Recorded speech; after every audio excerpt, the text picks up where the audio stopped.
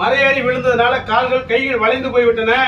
இந்த கை வந்து இப்படி ஆகிறது வந்து கன்ஃபார்ம் டிஃபார்மிட்டி, கன்ஸ்டாக் டிஃபார்மிட்டின்னு சொல்லுவாங்க ஆங்கிலத்தில். தமிழத்தில் கைகள் கோணையாகிவிட்டன. கை கட்டுங்க.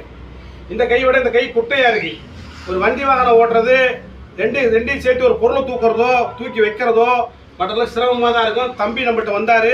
தம்பிக்கு வைத்தியம் பண்ணி ஒரு சின்ன ஒரு செயல்முறை செய்ய சொன்னோம். ஆட்டாங்கல்ல அரிசி போட்டு ஆட்ட சொன்னோம். கையில் வெயிட்டு தூக்க சொன்னோம். வெயிட்டு காட்டுறங்க பாருங்க. இந்த மாதிரி வெயிட்டு போட்டு தூக்கணும். இது மாதிரி கையில் வெயிட்டு போட்டு நடக்கணும். இன்னைக்கு நவீன மருத்துவத்தில் போனால் அதை ஆப்ரேஷன் பண்ணி போல்ட் நெட்டு ஸ்க்ரூ வைப்பாங்க. மறுபடியும் கை கோணை தான். ஆனால் இயற்கையாகவே கைக்கு நேராகணும்னா கையில் வெயிட்டு போட்டு தான் நடக்கு. இது மாதிரி கையில் வெயிட்டு போட்டு நடக்கணும். ஆரம்பத்தில் போட்டு நடக்கும்போது கொஞ்சம் கை நடுங்க தான் செய்யும். போக சரியாக போயிடும். இந்த கைகள் நேராகக்கூடிய வாய்ப்புன்னு ஆனால் திருப்பிக்கணும். இதே மாதிரி கையாகுமானா ஆகிறது வாய்ப்பு இல்லை. ஆனால் வந்து கையை ஓரளவுக்கு ரெடி பண்ணிக்கலாம். கொஞ்சம் வெயிட் தூக்க சொல்லியிருக்கேன். தம்பிள்ஸ் தெரியுமா தம்பி?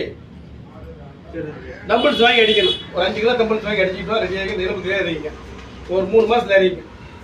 நன்றி, வணக்கம். நம்ம வைத்தியசாலையில் கை பிரச்சனைக்கு வைத்தியம் பார்க்கலாம்.